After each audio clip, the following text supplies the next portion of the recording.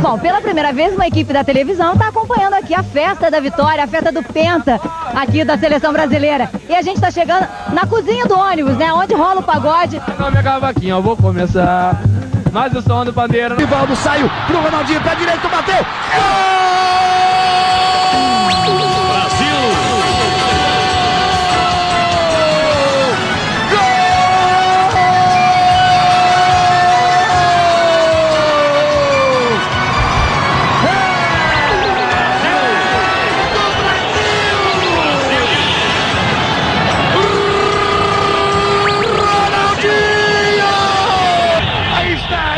Do pódio, para que o mundo inteiro veja. É penta! É penta! É penta campeão mundial no futebol brasileiro! Brasil!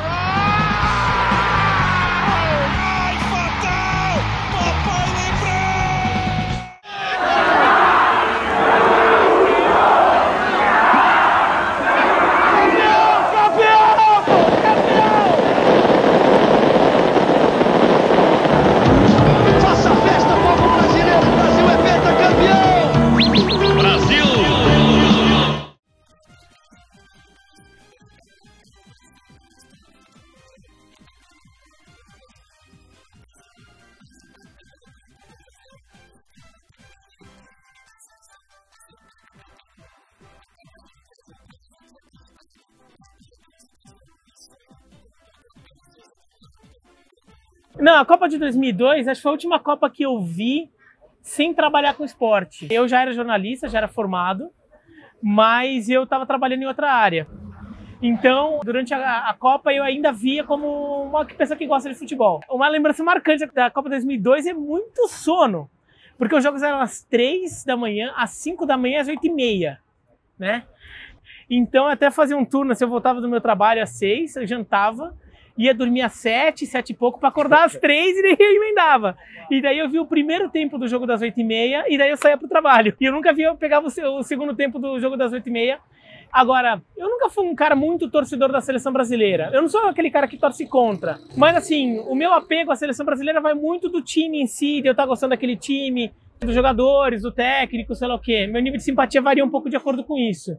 Entendeu? A Copa de 2002, eu admito que até antes da Copa, tudo, eu não estava muito empolgado com aquele time, não. Então, foi uma Copa que as pessoas foram construindo. Agora, a loucura depois quando a coisa foi acontecendo, a loucura do título foi maior que 94.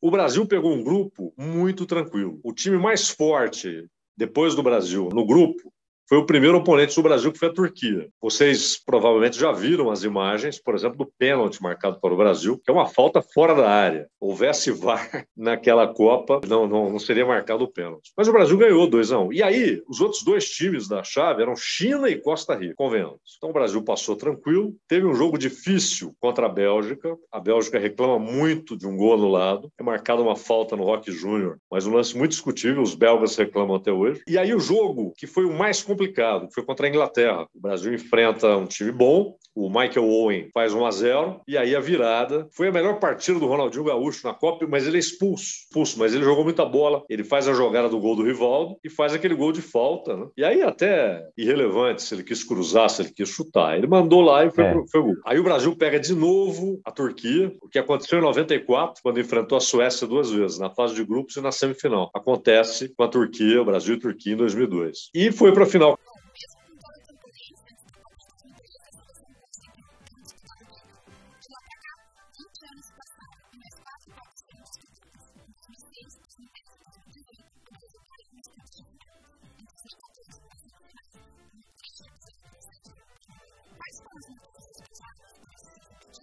Eu não acho que haja uma explicação única que valha para 2006, 10, 14 e 18. Cada uma tem a sua história. Em 2006, aquilo que eu falei de Argentina e França em 2002, que em maio eram as grandes favoritas, né? Em 2006 era o Brasil. Por quê? O Ronaldinho Gaúcho vinha de 2 temporadas absurdas no Barcelona. O Ronaldo estava já mais pesado, tal, mas é o Ronaldo. Cafu, Roberto Carlos, Kaká, algumas novidades como Robinho, né? E o Adriano voando na Europa. Então, era um time, talvez, na minha opinião, foi a última grande seleção brasileira, assim, em termos de muitos jogadores de nível elevadíssimo.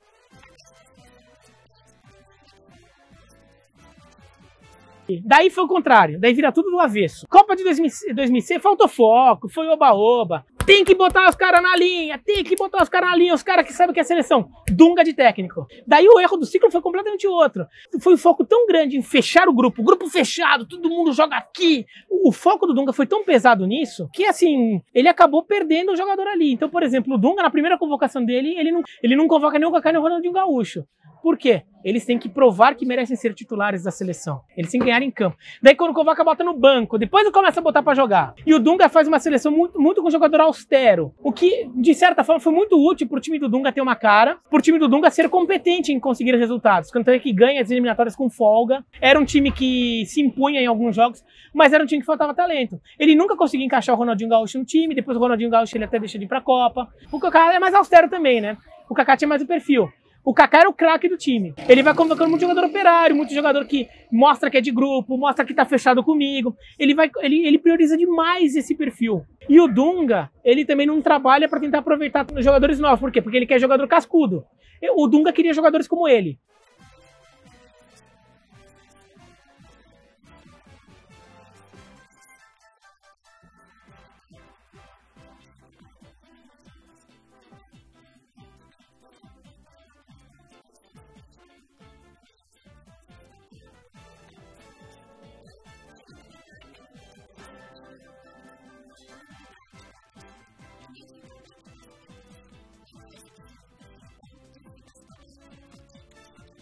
E o Brasil só fez jogos medíocres na Copa do Mundo. O jogo contra a Alemanha é um capítulo à parte. Mas você pega todas as atuações do Brasil, contra a Croácia foi mais ou menos. Mas você vê contra o Chile, empatou com o Chile, foi para os pênaltis. Chile, quase o Chile ganha, uma bola do meio campo lá que bateu na trave. Aí, é verdade que contra a Colômbia teve a contusão do Neymar, que mexeu muito com o time e tal. E ele vai para o jogo contra a Alemanha sem o Neymar, fora da Copa, machucado, e sem o Thiago Silva. E aí o Filipão, o time foi completamente errado, porque ele deu à Alemanha o espaço que a Alemanha melhor controlava, o meio campo. A Alemanha tinha um lateral que começou a Copa como meio-campista, mas depois foi para lateral. Ele era lateral, o Philipp Lahm, um dos melhores laterais da história. E o meio-campo, com o Khedira, com o Schweinsteiger, com o Kroos, só o cara que sabe jogar bola. E o Brasil deu o meio-campo. O Luiz Gustavo ficou colado nos zagueiros, o Oscar lá na frente e o Fernandinho sozinho no meio-campo. E virou um treino. 30 minutos do primeiro tempo, os caras tinham metido 5, um abraço. E depois fizeram mais 2 e pararam. Houve até um certo constrangimento da Alemanha. Peraí, nós estamos jogando com o Brasil. E a pior derrota, na minha opinião, da história do esporte. Por quê? Porque não é que uma seleção incipiente, sem tradição, tomou de 7 da Alemanha. Isso é normal. Não, foi o Brasil. 2018, eu acho que assim, o ciclo foi ok. A geração... Acho que o Tite pode ser criticado e merece ser criticado porque ele monta um time competitivo assim, bom, primeiro que o Brasil joga fora 2 anos com o Dunga, né? Volta o Dunga. E daí, assim, um futebol horroroso, o Brasil eliminado em Copa América, né, pro Peru, o Brasil tava fora da zona de classificação, tudo errado. O Dunga ainda querendo fazer o jeito. E daí o problema aqui, o Dunga consegue ser competitivo em 2010, porque ele chamou um monte de jogador cascudo veterano. A geração para a Copa de 2018 era jogador com perfil pessoal, individual, os indivíduos eram diferentes. O Neymar, o William, o Coutinho, não são jogadores, não é o Júlio Batista, não é o Elano, tem como personalidade. São jogadores assim, que você tem que conversar com ele, não é na bronca que você tira futebol dele, às vezes é na conversa, é fazer o cara se sentir confortável com a situação. É diferente, são jogadores de personalidade diferente. A geração de hoje, né, a geração é uma geração que você tem que conversar, você tem que mostrar que você é amigo, que você entende o problema do cara, que você tá junto, você vai ajudar a levantar ele junto. Pra mim, isso é muito o Dunga da Copa de 2010 pro Dunga que tentou ir pra Copa de 2018. A geração mudou muito. É uma geração de redes sociais, uma geração que tem um perfil muito diferente.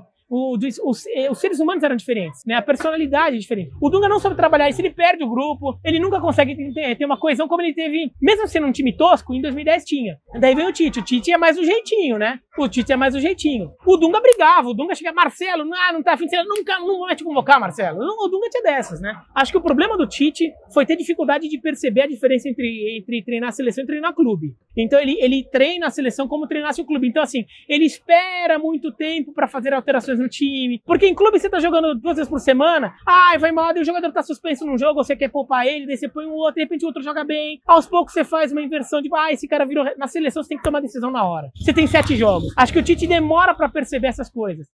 Ronaldinho Gaúcho cobrou direto pro gol! Gol! Brasil!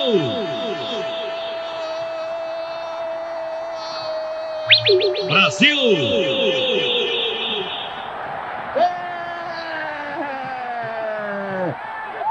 É do Brasil, que golaço!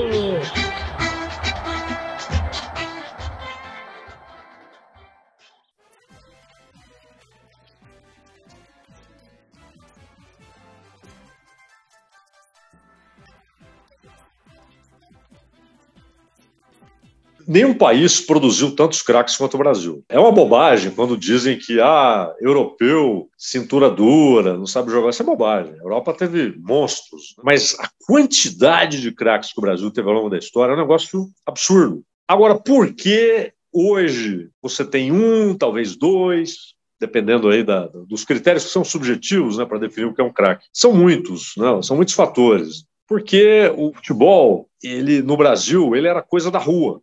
Na rua. Você passava as suas horas na infância jogando bola na rua, terrenos acidentados, gramados ruins, terras nuas, né? Ou seja, você não tinha nem gramado onde a molecada jogava bola. E o terreno acidentado, assim como a areia, né? Quando você joga futebol de praia, ele obriga o jogador a desenvolver habilidade, porque na areia, por exemplo, você não rola a bola. Então ela chega para quem recebe a bola sempre à altura da canela. O jogador tem que desenvolver habilidade. Nos campos do Brasil, campos de várzea, campos de periferia, nas ruas, né, jogo de rua, uma rua contra a outra, a gente chegava a jogar bola em morro, cada hora um time atacava para baixo. Né? Isso vai desenvolvendo, e era no país inteiro. Então você tinha um terreno muito fértil, onde brotava jogador habilidoso. E hoje você tem tapetes, gramados artificiais, e tal, a bola rola, como uma mesa de sinuca, mas tem a ver com outros fatores extra-futebol. A internacionalização do mundo, todo mundo conhece todo mundo, ou seja, todo mundo vê todo mundo jogando. Hoje, você pega o Grêmio de Porto Alegre e um time do Japão, a qualidade é diferente, mas é a mesma ideia, marcação forte e velocidade, marcação forte e velocidade. Você está padronizando as escolas. No Brasil, por exemplo, o Rio de Janeiro era muito diferente de São Paulo. O Rio era um futebol mais cadenciado, mais de praia, né? São Paulo tinha um futebol mais objetivo, o Rio Grande do Sul era um futebol de mais força, eram escolas, maneiras de jogar. Isso foi desaparecendo.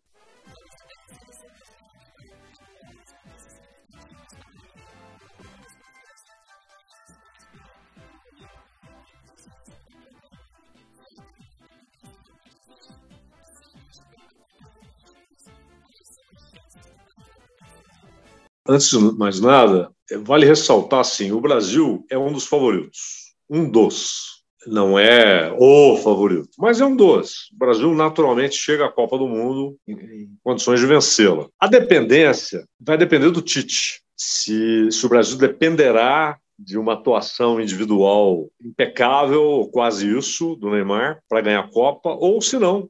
Se o time terá condições de vencer, se, por exemplo, o Neymar não estiver bem, se ele se machucar, se ele for expulso. O que ele não perde é a habilidade. Isso ele nunca vai perder. A técnica, ele não vai perder. Que são coisas distintas, né? A habilidade é a coisa, aquilo que o Ronaldinho Gaúcho, por exemplo, é imbatível, né? Joga a bola na nuca e tal, faz o que quer com a bola. O Neymar tem essa habilidade. E tem também técnica. A técnica é o que é? O passe, o chute, domínio de bola, fundamento. Ele nunca vai perder. Mas ele não tem nem de longe a mesma velocidade, a mesma arrancada. Eu acho o Neymar mais jogador que o Rivaldo, e não é por pouca diferença. O Neymar é mais jogador que o Rivaldo foi. Mas assim, o Rivaldo, quando precisou mostrar alguma coisa, ele tem conquistas marcantes ali que estabeleçam o lugar do Rivaldo na história do futebol. O Rivaldo ganhou uma bola de ouro. Teve um ano que o Rivaldo falou, o ano é meu.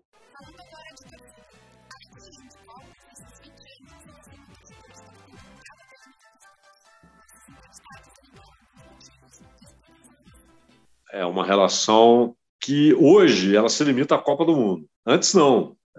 Eu me lembro quando o dia de convocação da seleção, as coisas paravam. Então você estava na aula, estava na escola, e você queria saber, se bobeasse, o cara levava um radinho ali, a pilha, né, na época, para ouvir, paravam diante da televisão, se tinha uma televisão no boteco, assim, silêncio total, convocação da seleção. Até porque os jogadores eram do Palmeiras, do Santos, do Botafogo, do Cruzeiro, do São Paulo, do Vasco, do Grêmio, do Inter, do Bahia. Ou seja, era tudo muito próximo. E o torcedor achava fantástico quando ele tinha 3, 4 jogadores do time dele convocados. E você tem cada vez mais brasileiros, de repente é convocado um jogador que você fala, quem é esse cara?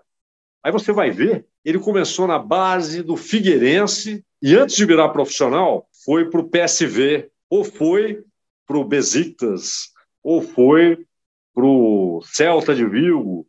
E você vai conhecer o cara, ele nunca jogou um campeonato brasileiro. Isso também aumenta a distância. Então, hoje, a relação com a seleção, ela é só na Copa. Amistoso, os caras acham uma chatice. Eliminatória, essa eliminatória longuíssima da América do Sul, virou uma chatice. Copa América, ninguém dá muita bola, o Brasil ganha. Você não vai ver um carro buzinando na rua porque ganha a Copa América. Essa relação ela foi ficando restrita à Copa do Mundo. A Nike assina um contrato com a CBF, em que a Nike passa a ter controle sobre algumas questões na gestão da seleção brasileira, como número de amistosos por ano, obrigatoriedade de certos jogadores estarem sempre na convocação porque eram jogadores que valorizariam aquele amistoso. Então o Ronaldo Fenômeno era sempre convocado, mesmo quando o jogo era inútil. Por quê? Porque precisava ter o grande garoto propaganda ali da seleção brasileira em campo. Eu acho que onde as pessoas começam a sentir, falar, eu não gosto mais da seleção, a seleção é vendida, é nesse momento, virada da década de 90 para os anos 2000, que começa a ter Nike e mais jogador é convocado para vender. E daí sai o contrato da Nike, entra um contrato com essa Brasil World Tour, né? Que o Brasil passa a ter que jogar amistosos longe aqui do Brasil. Então começa a ter uns amistosos esdrúxulos, tipo Brasil e Turquia em Londres. Então umas coisas assim. E que daí as pessoas começam a ver cada vez menos a seleção jogando aqui. Então, você vai perdendo assim. Então, na verdade, não foi uma coisa recente, é uma coisa que vem desde a virada do século. É que a Canarinha se classificou, Neymar e Rafinha vão tocar o terror, vambora pra cima, tropa do Adenor, que a Copa do Catar já tá na esquina.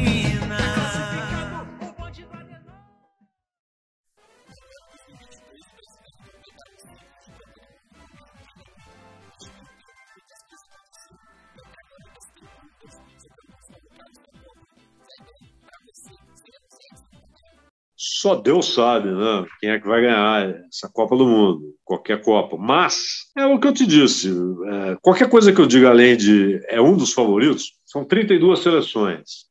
Eu acho que você tem umas 6 que podem pensar em título. O Brasil é uma dessas 6. O grupo não é complicado, mas também não é como o de 2002, né? Aquela moleza. E aí você tem N circunstâncias, né? Tudo muito aleatório, imprevisível. Das 32, você tem lá umas 6 que podem ganhar a Copa. E o Brasil é uma dessas 6 seleções. E acho que em condições normais vai longe. Eu acho esse time melhor, bem melhor que o de 2018.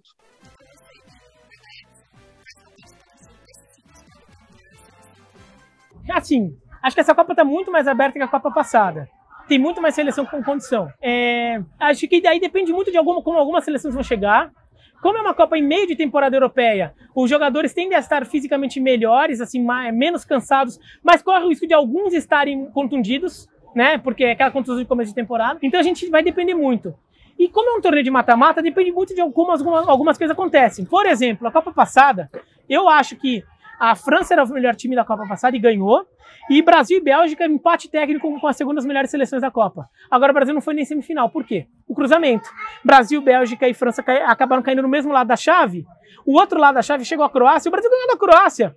Uma semana antes da estreia na Copa, fez uma com a Croácia e ganhou fácil de 2-0. E as pessoas, meu Brasil vai fazer ações com a Croácia, não vai preparar nada. A Croácia foi pra final da Copa.